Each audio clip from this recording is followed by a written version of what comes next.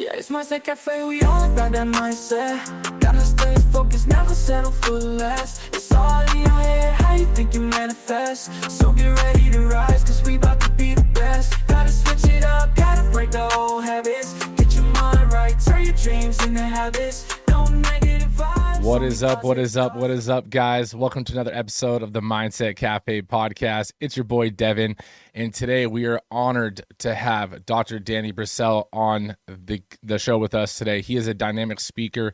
He's a trainer, a coach, and honestly, some even call him, as from his author standpoint, as the Jim Carrey with a PhD. So he's been on over 3,500 stages, or presentations. He has 16 books to his name, including Leadership Begins with Motivation. So honestly, I already know this episode is going to be filled with knowledge. So make sure you guys break out your notebooks, and then make sure you guys are leaving that 5-star review for us so that, your friends, your family can also hear this episode as well. Danny, thanks so much for having me, Devin. More on. Importantly, thanks for spreading some joy in the world and giving us a whole lot of practical strategies we can use. No, I appreciate it. So let's dive straight in. Where did your journey begin with, having 3,500 presentations, worldwide, that is,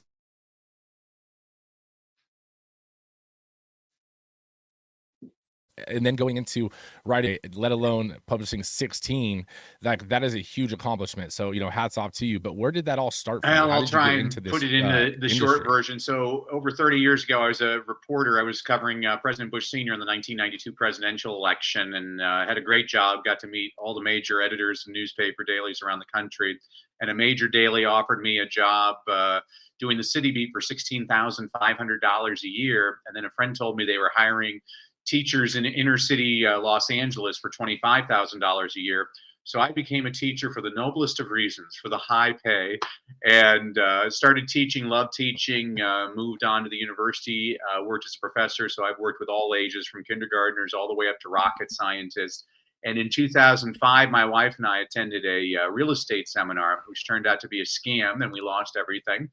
And I could play the woe is me card, but I'm a positive person. I took a lot of important lessons from that. First of all, my wife is my life mate. I put her through the ringer and she stuck right by me. Second of all, I no longer value money as the end all be all, because you can lose it in a second, I've discovered.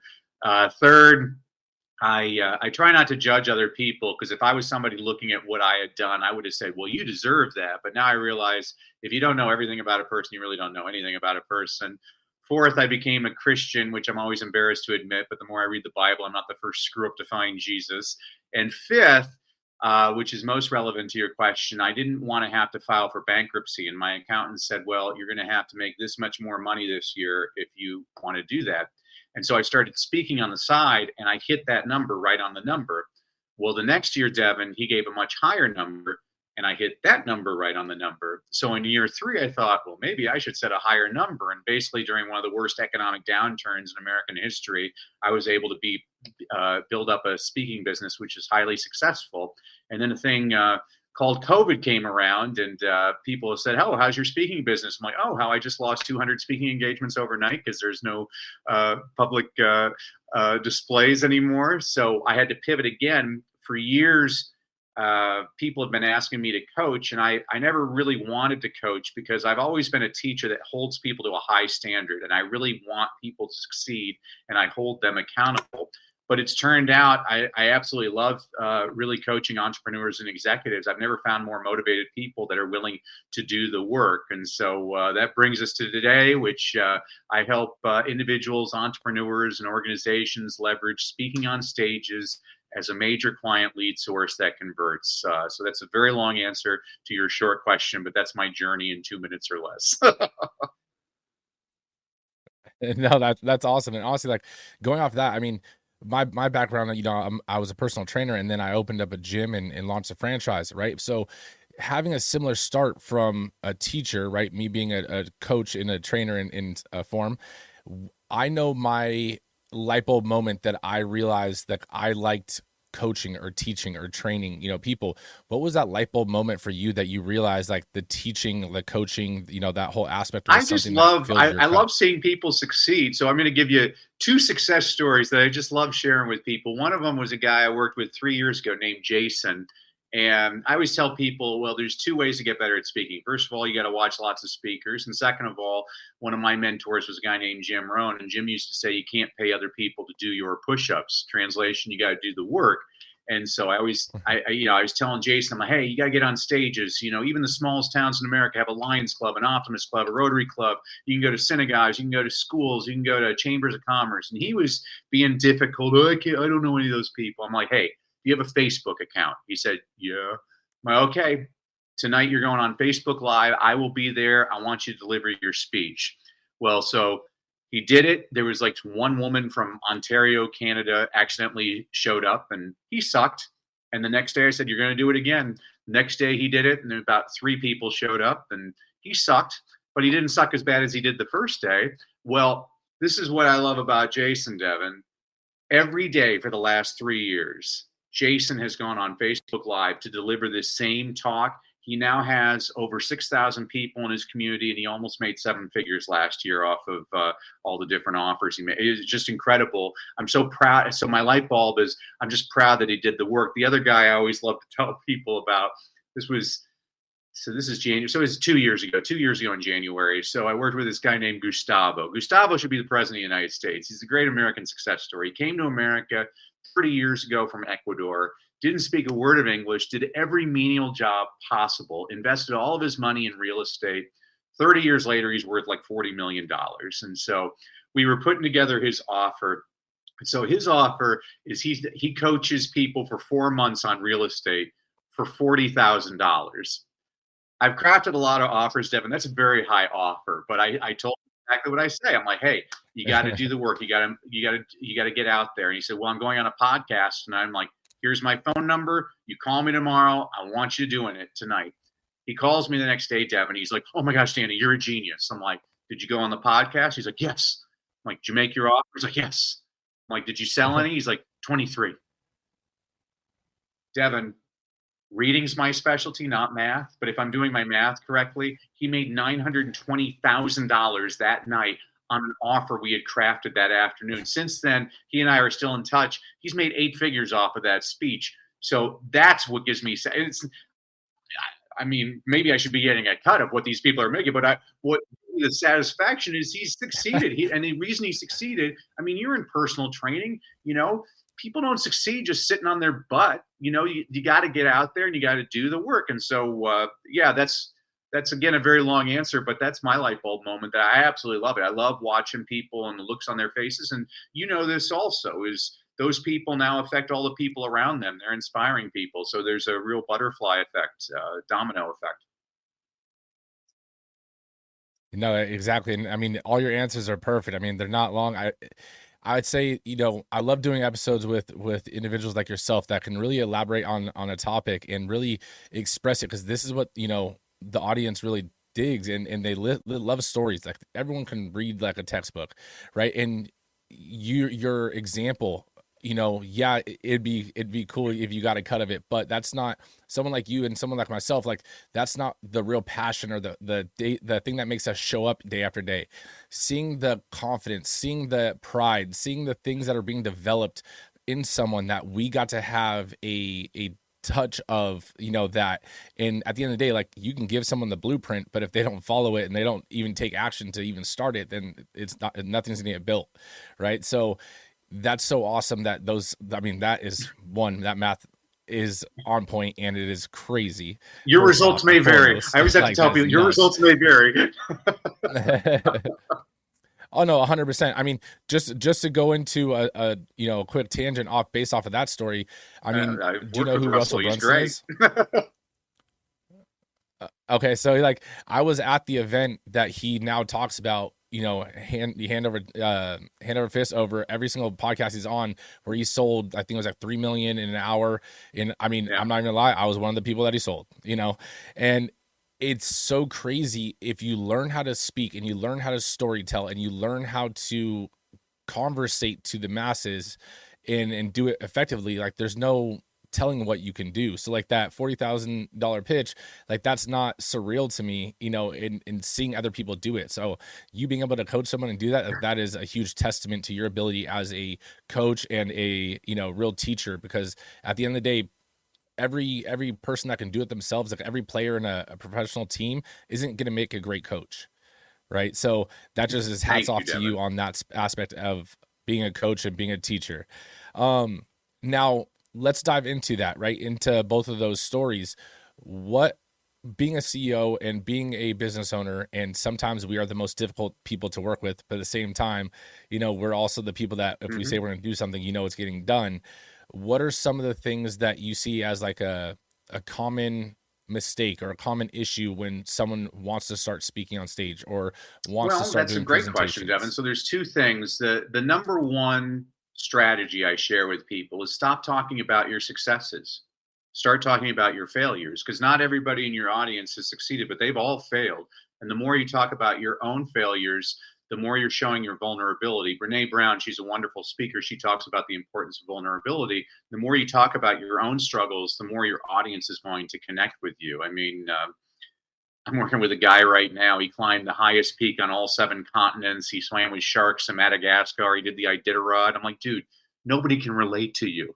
You're bragging. You need to get it down to the. I mean, this is why I always. So here's a strategy for everybody in your audience. I do this with people all the time. I say, okay, later on, get a pen and paper, libation of choice, sit in a comfortable chair, and for an hour, I want you to write down every story that's ever happened in your life. I don't mean the entire story. I just mean triggers, like the time I locked myself out of the car in front of Costco. The time I spilt mustard on my time, or the time Dad spilt mustard on his tie when we went to that fancy restaurant. You'll find in like an hour, you'll come up with about 500 of these stories. So that's the first part of the exercise. The second part of the exercise is now I want you to figure out, well, what's this story really about? Oh, this is a story about endurance. Oh, this is a story about accountability. Oh, this is a story about love. And so if you were to look at my computer, I literally have tens of thousands of these stories on my computer. So if I'm giving a presentation, I'll have these stories to be able to go from. So that's the very first, probably the most popular strategy I share with people. The second one, this is very important for your listeners to understand. Stop making multiple offers. Biggest mistake I see in most presentations. You'll even see it on podcasts. At the end of podcasts, I hear this all the time. Oh, just make sure you like, subscribe, and put your comments. You just gave 3 calls to action to your audience. You're going to have a much lower rate because of those 3 calls to action. Every time you give a choice, you're going to lose people. You need to lower it down to 1 call to action. This is probably the most important thing that people need to understand is the brain doesn't like choices. It confuses the brain. You confuse, you lose. So if you can do those 2 things, and again, I always tell people, really one of the best ways to get better at speaking is watch lots of speakers. So I watch politicians, I watch televangelists, I watch comedians, I watch them in front of big groups, in front of small groups, in front of men, in front of women. Here, I'll give you a ninja strategy. I watch a lot of televised award shows because when the person wins the Academy Award, they only have 45 seconds to connect with their audience. Now, most people waste their time. They get up there like, I want to thank God, I want to thank the Academy. It's stupid. Nobody's paying attention. But every now and then, somebody does a great job. So a few years ago, there was a guy named Joe Walker who won the Academy Award for Best Film Editing. Well, this is Hollywood. All the important people are in the audience, the actors. They don't care about film editing. And you can see the camera. Nobody's paying attention. And Joe Walker gets up to accept his Academy Award. And he's British. He speaks very slowly and distinctly. He says, a lot of people don't know this, but when phrased properly, the term Academy Award nominee can be used as an insult. Well, now the camera pans the audience and you see people kind of leaning in like, what's he talking about? He's like, for example, yesterday I got in an argument with my 17-year-old daughter and she said, well, Academy Award nominee Joe Walker. All of a sudden you see everybody laughing. He gets off stage. Denzel Washington wants to meet him. Brad Pitt wants to meet him. Sandra Bullock wants to meet him. Time magazine said it was one of the highlights of the Academy Awards. That's the power of connecting in 30 seconds. You already gave an example of Russell Brunson. I love watching Russell because Russell is so approachable. I'm always amazed at how approachable he seems. He's a billionaire. And this guy has all these stories. He talks about, his first product was his potato gun. He speaks so proudly about it. And he talks about all of the mistakes he made. And everybody's always laughing because that's such a human. He's not talking about, there's a great 30 Rock episode where Tracy Morgan, he's now become so successful as a comedian, he can't relate to his audience. And they show him doing his stand-up. He's like, don't you hate it when your personal chef screws up your foie gras? And nobody in his audience understands what he's talking about. So the power of connection, you got to watch people. That's why I love watching, another thing, people in your audience is whatever you perceive as your weakness, turn it into your strength. Watch comedians. Kevin Hart's a short black guy, so he makes a lot of jokes about being a short black guy. Jim Gaffigan's a big fat white guy, so he makes lots of jokes about being a big fat white guy. Whatever you perceive as your weakness, turn it into your strength. People can't use it against you. They're going to love you for it. No, that is so awesome. And it is so true in making it relatable, because everyone has, failed at things. Everyone makes mistakes, but not everyone has succeeded in achieving their dreams. So instead of putting yourself higher and higher on a pedestal in people's eyes, you're bringing yourself down to their level so they can really connect with you. I think that is so true. And it is so powerful that sometimes we do want to create an authority position for ourselves so that we could seem higher or whatever the case may be. But in the process, you also might be losing the thing you're trying to get. So I think that is so cool that you're really making that connection. Now, before I ask, we dive into the storytelling and how to engage a little bit more with this, you've had over 3,500 presentations. That's ridiculous. I had to make a lot of money. So oh, no. I mean, that's ridiculously impressive. I didn't add that last word right there on purpose because it is ridiculously impressive, right? And so, where does one find 3,500 things to be on stage or on calls or on Zoom things? Where do you find these? Like, where are you looking, or how are you networking? Yeah, so that's actually a really good question, Devin. So actually the client, I'm here in Dallas right now working with a client, and that's what he's trying to do. He's like, how do you get on podcasts, Danny? I'm like, well, I hustle. When I first started out as a speaker, I was able to find 2 speaker bureaus to represent me. One of them, they would do these 2-day conferences, and the other one I had to do one of them. I had a presentation. I put together a full day presentation. So I'd get up at 6, get to the room at 7, start my presentation at 8, finish the presentation at 3, go to the airport, get on my flight at 5, and go to the next city. And so literally it would be like Monday in Seattle, Tuesday in Salt Lake City, Wednesday in Denver, Thursday in St. Louis, Friday in Charlotte, go home for the weekend. It was crazy. The other one was 2-day seminars, and it was kind of funny because they asked me to do 4 75-minute presentations in the day to 4 different audiences, and then they needed somebody to do keynotes, and they said, oh, if you have the more presentations you have, the more we can book you. And I said, well, that's great, because I have 5 keynotes and 45 different breakout sessions. They're like, great, we can book you like crazy. So then, Devin, I had to create 5 keynotes and 45 breakouts, because I was saying whatever they wanted to say, which is good. I think sometimes you just got to push yourself all the time. I worked with a nonprofit where I would train parents on how to work with the struggling readers. And so that was great because it got me used to working with adults. The very first mastermind I was a part of, it was interesting because I was an educator, and one day I noticed I was at a table and it was me, a teacher, and 7 billionaires. And they had selected to work with me. I'm like, why did you pick out me? I'm just a teacher. All of you are successful. And they all said the same thing, like, Danny, you're really interesting. You always have 10 ideas and 9 of them are crazy, but the other one makes us millions of dollars. I'm like, oh. And so that started building up my confidence working with business people. One of the guys in my mastermind, he wanted me to train his sales force. I'm like, I don't know if I'm experienced to train salespeople. I've never really done that. He said, Danny, you got middle schoolers in the inner city to read Shakespeare. You can totally motivate my sales team. It was good. He gave me a different point of view. That was really important. It's all that mindset. And then podcast, really what I did, I really went after podcasts aggressively when COVID hit. And I said, if I can't speak, I still need to stay fresh. So I'm going to get on 20 podcasts a week. And so I I subscribe to all these different services that put me in touch with people like you. I know a lot of people like, why would you go on that podcast? They don't even have 1 million listeners. I'm like, that's silly. Every time I'm on a podcast, I get to practice, and it doesn't matter. This is really important for everybody in your audience to hear. It doesn't matter how many people are listening. All that matters is who is listening. When I first started speaking, I was making $700 a day, and my local library asked me to speak for free. They're like, "Oh, we're going to have like 500 people come to your event." Well, 4 people showed up, Devin. 2 of them were my realtors. The other 2 was a Hispanic couple that didn't speak a word of English. Well, I believe in giving 110%. So I did as much as I could in Spanish, got everybody laughing. We did a good time. Here's the lesson.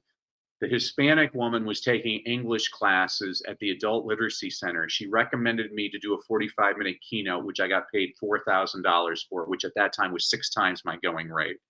I was like, wow, you never know. Like, it's abundance thinking. You know this. I'm preaching to the choir, but this is why I listen to podcasts like this. Is the people that are listening to this are the movers and the shakers. You surround yourself. I have an abundance mentality now. I realize when I'm parked at a stoplight, I'm surrounded by at least $1 million worth of vehicles. You have no idea who's around you. And so, I get excited. So I don't even know if that's answering the question. I'm hustling all the time. Like, you got to find those stages. Nobody's going to find them for you. And I love it. I go all over the world. I go all over the world speaking. I just got back I did events in South Korea and South Africa. I love India. Is probably my favorite place on the planet. But audiences are great. Canadian audiences are the best because they laugh the most. No, that honestly, that is so powerful. And I think the main part that I took away from that too, that you mentioned like a couple times, and it was like kind of brief, but you kind of passed right by it, was like the abundance mindset, right? And this is something that, as you were talking about it, and you were talking about the being at the billionaires table and asking why and stuff, and it gave you a different perspective on things, and the whole sales team and everything. It gave you a different perspective on everything, because at the end of the day, your reality or the limitations you put on yourself is typically just from the perception or the perspective that you've been looking at it. So sometimes if you just, change that filter a little bit, or tune in a little bit more, or turn the camera, all of a sudden it's like, oh wow, I didn't think about it that way. And so being able to shift your mindset, because at the same time, I know this firsthand from myself. It's easy to give advice and stuff, and sometimes it's hard to take your own advice, right? That whole Sullivan's paradox. But at the same time, you're living, proof of the hustle does work, right? If you put in the work, it might not happen. The library thing, it was like that wasn't on your radar to do, but all of a sudden, look what happens from that. Sometimes one opportunity doesn't work out in the way you thought it would, but it leads to that next opportunity that is better than you ever thought it would be, right? So you have to be willing to place yourself and put yourself out there. And I mean, going back to how you said Kevin Hart earlier, I read his book and I've listened to a lot of his stuff.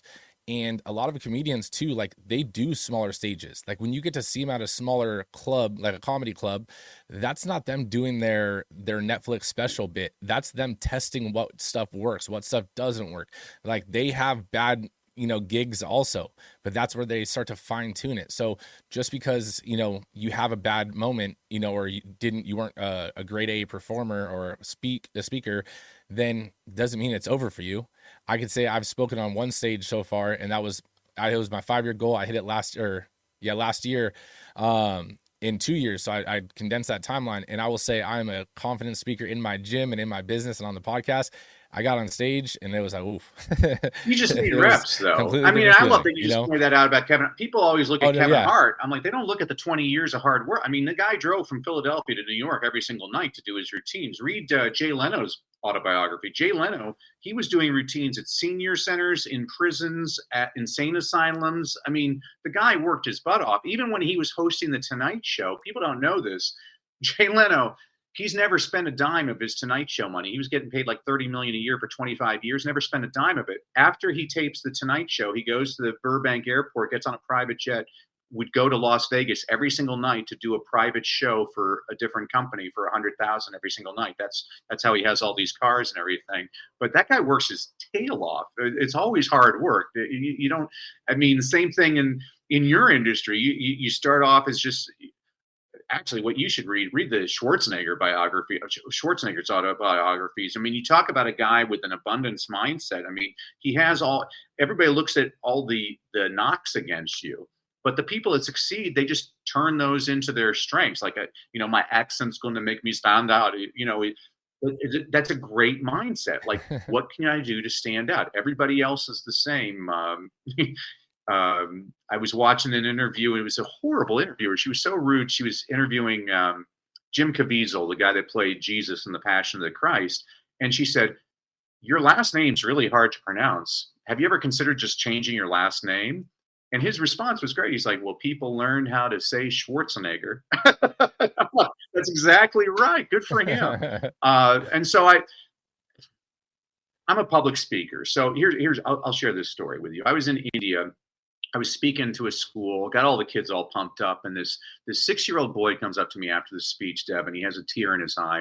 I notice he's missing his left arm, and he's looking up at me. He's like, how can I succeed? So I crouch down. I get to his eye level. I'm like, when I was your age, I went to 18 different schools before I was 12. Everybody called me stupid because I stuttered. And eventually I went to school where a teacher, she worked one-on-one with me, and she would sing things to me and I would sing them back. And I found I didn't have my stutter when I sang. And eventually I lost my stutter and I became a swan. But I looked at that boy and said, isn't it interesting that the little boy everybody said was stupid because he couldn't talk right now gets paid vast sums of money to travel the world to do what? And he gets the biggest grin on his face. He's like, speak. I'm like, don't let anybody tell you what you can't do. I mean, I hear this. I work with probably 1 out of every 3 executives and entrepreneurs I'm working with has the biggest stage fright in the world. We get rid of that. I want you having fun. This is what makes this a little bit different. I work with Coach Jimmy Hayes Nelson. He's from Broadway. I call this the professor and the poet. He's kind of a speech chiropractor. I like to get fun into those presentations. There's 3 things I do differently. First of all, a lot of people that are speech coaches, they'll tell you to share your most dramatic story ever. Now, this is why I don't do that. I mean, this is a speech you're going to give again and again. First of all, the world just survived a global pandemic. All of us have had some bad stuff happen to us. I don't think we need to hear another sad story. I think we need stories of hope. Second of all, I'm teaching you how to create a speech that you're going to deliver again and again and again. Do you really want to give this sad speech again and again and again? You're going to be stronger than me to do that. I don't know how people do that. And third, and this is where people get angry with me, I have one objective when I'm on stage. I want you to leave feeling better than when you came in. I want you laughing, smiling, happy. I think there's something admirable about the objective to get people to feel good about themselves.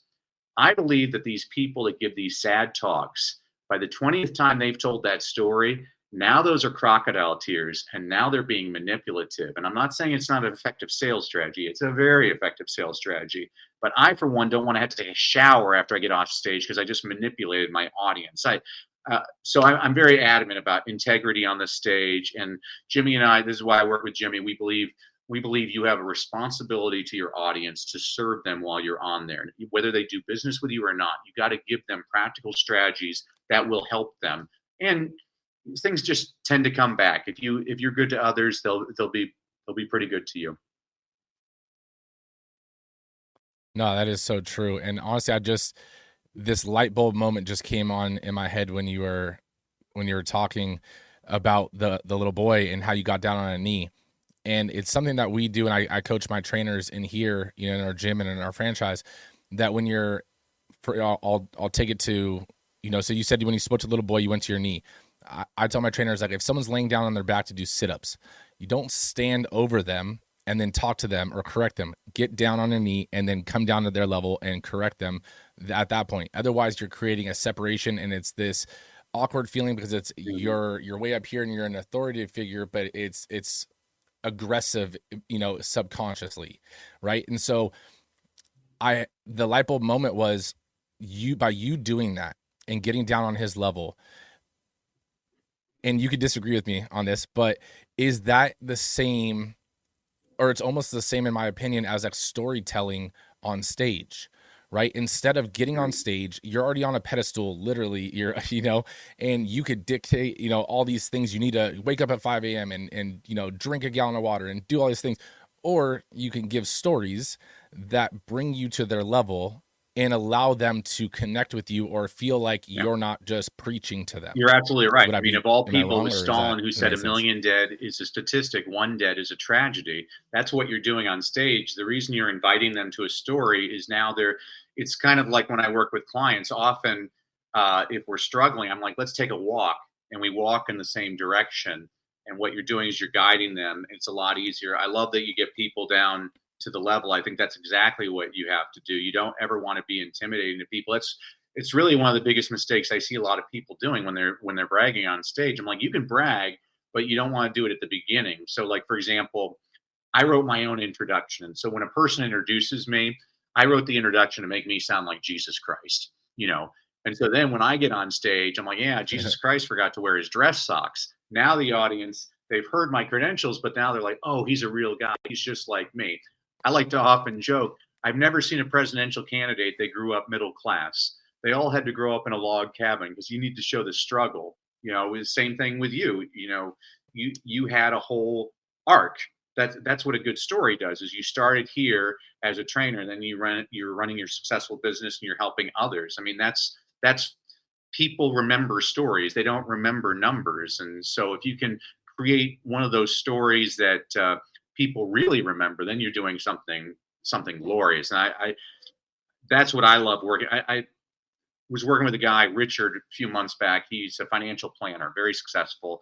And so he started off his presentation. He's like, oh, I've been in financial planning for 30 years. I've made my clients over $1 billion. I worked with this famous person and this famous person. I said, Richard, what are the three most important elements of real estate? Location, location, location. This is great, but you have it in the wrong part of your presentation. And so we changed his speech. So now he starts off his presentation. He talks about the very first client he ever got. And basically, it's a comedy of errors. He made every mistake possible. It's amazing that this person invested a dime with him. And the way he gets clients is once or twice a week, he goes to like these steakhouses and has about 15 couples that listen to his presentation, and then they set up appointments that they can invest money with him. And he said he used to get about 6 out of 15 would invest.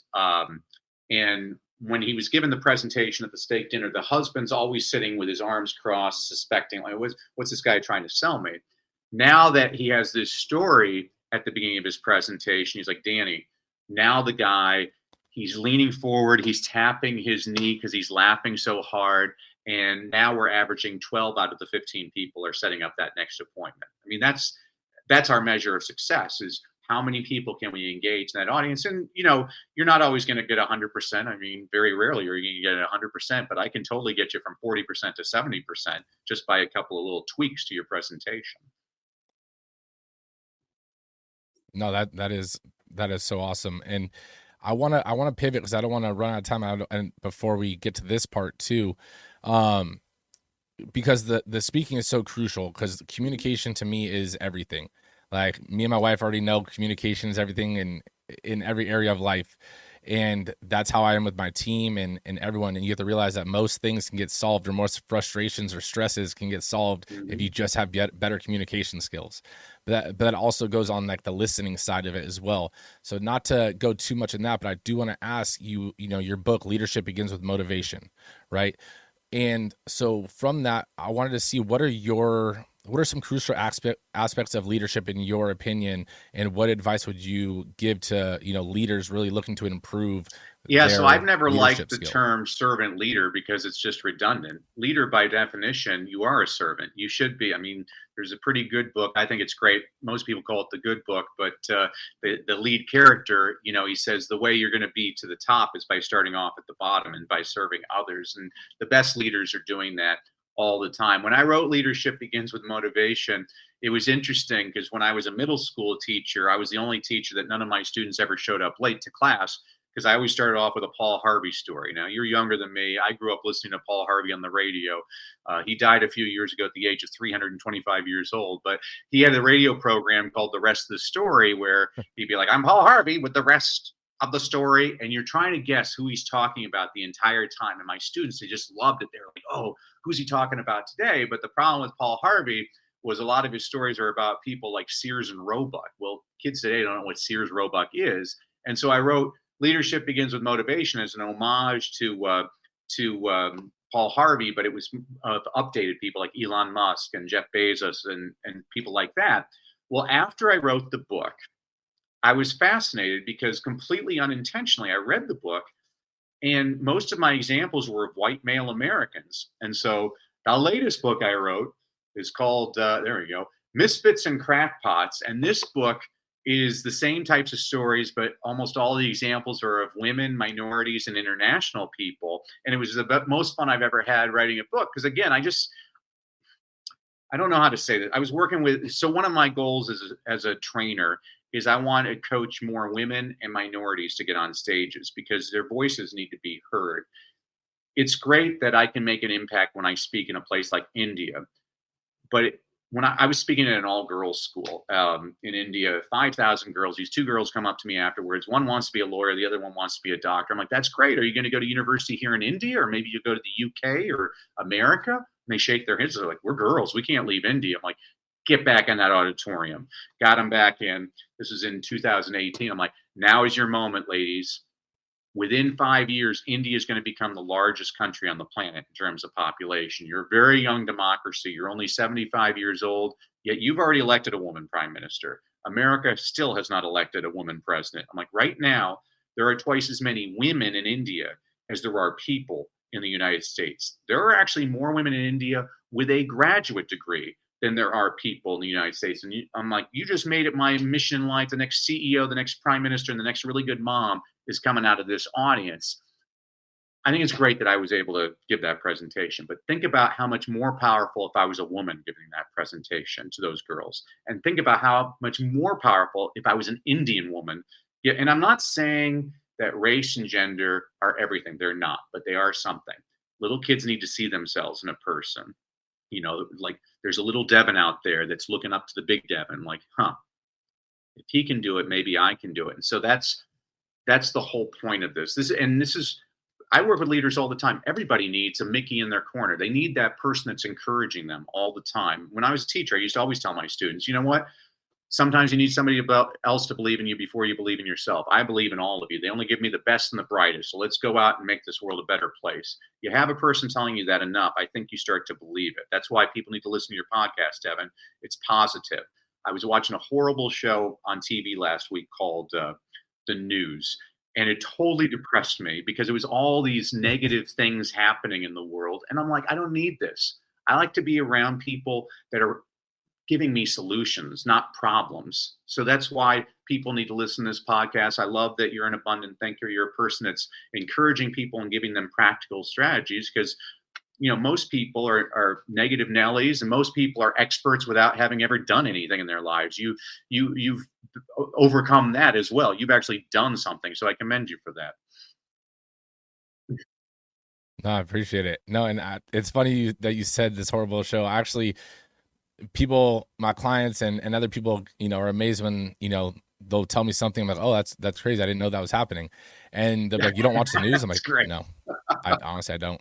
I don't. And it's like, and then they're like, you need to, you know, listen to the news. I can find out what's going on. I was like, you just told me. Now I know what's going on. Like, you know, I don't need to watch the news to find out. People are going to talk about it and I'm good. And honestly, that's something that, you know, I would say like in college, I started to realize, you know, similar to yourself, not only do I try to surround myself with one, positive people, but also two, people that are striving for more and trying to progress themselves because you are, you know, the environment or you are the outcome of your environment.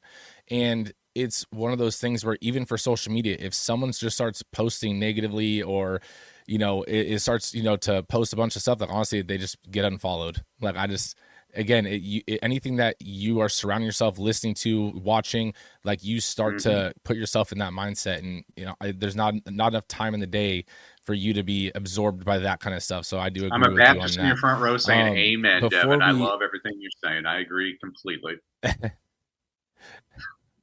no, I appreciate it.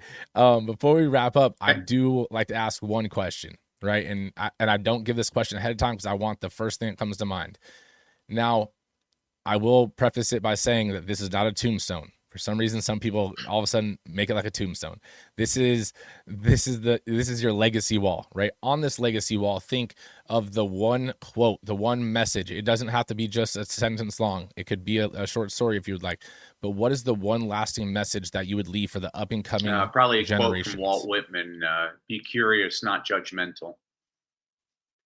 The more curious you are, the greatest thing about getting older is I realize more and more how little I actually know. And I love, spending time with you. I've learned a lot about you. There are so many problems in the world. I'm always interested in the solutions. I'm always interested in different points of view. That's why, you'll hear all the doom and gloom about artificial intelligence. I think artificial intelligence is wonderful. It's one of the best lessons ever. It's no longer important to have the answer. What's more important is to be able to ask the right question. And I think if we're asking better questions, then we're all going to progress a lot better. So, I would love. I'm a person that just loves inspirational quotes and abundance thinking, and that's why I read so many books. I read a lousy book the other day, and the whole book was a waste of my time, but there was one story in that book that and I believe if I get one thing out of a book, then it's worth my time. So it was a marketing book, actually recommended by Russell Brunson. It was about this salesman, and he was going around the world trying to figure out the next big thing to sell. And so he was failing everywhere. He was in Chile, and he's watching these fishermen, and they're fishing, and they're catching fish, and there's these other fish that come in the nets, and they put those fish aside, and he noticed they were eating those fish. And he said, "Oh, are you eating those fish because you get paid for the other one?" They're like, "Well, yes, but also this fish is tastier." He's like, "Well, may I try it?" And they're like, "Yeah, sure." So he tries. He's like, "Oh my gosh, this fish is so much better than that other fish. What's it called?" And they're like, "The toothfish." He's like, "The toothfish? That's the worst name I've ever heard for." And so he takes it to the United States, and it's now the number one selling fish in America. He changed the name toothfish to Chilean sea bass. I love that story. I'm like, I had no idea that was the truth. It's just a person looking at something. Oh, I'll give it a different. I just love people that are thinking that way. I'm fascinated, and it's all elements of life. I was just in South Africa. I think everybody should have to go to Robben Island to learn about Mandela's 27 years of imprisonment on that island for doing something that all of us Americans take for granted. He made fun of his government. He criticized his government, and he went to jail for 27 years for that. And I honestly don't know how a person like that was able to walk the face of the earth. He's one of the most incredible human. Every century we get a couple of those people. Martin Luther King and Gandhi in the 20th century. You get like an Abraham Lincoln in the 19th. I just don't know. I love reading about people like that. And so, yeah, that's a very long answer. Be curious, not judgmental. I love learning about things I know absolutely nothing about. No, I think that is so awesome. And honestly, that's the first time someone has dropped that in their legacy wall. So I think that is so awesome because curiosity, they say killed the cat, but honestly, I think curiosity is the spark to innovation and is the spark to your success. Like you have to think about, I have a 3-year-old daughter and she's just got into the Y phase, and me and my wife just looked at each other like, oh no, we are about to go through it. We were in the car and all of a sudden she was like, we're like, oh, my friend's little son had to go in the other car, and she's like, why? And I was like, because his mommy and daddy have a car too. Why? And I was like, so it's like, it brings you back to life in general. And it's like, just because something hasn't been created yet, ask why. You haven't achieved your goal yet, ask why, right? And you being able to ask why allows you to uncover a lot of truths about yourself, about the world, about certain situations. So I think that is so awesome. So guys, make sure you guys give us that 5-star review. And honestly, I know you guys have got a ton from this episode because I know I personally have. So make sure you guys give us that review because it will help spread the message to more people like yourself. But Danny, thank you so much for taking the time out of your Devin, day to drop and some just knowledge. as a thank you to you and your audience, I wanted to give everybody a freebie. So if you go to freestoryguide.com, again, freestoryguide.com, I'll give you the blueprint on how you can create your own well-crafted story presentation. And again, I just wanted to thank you for all you do, Devin. Keep on doing it, my friend.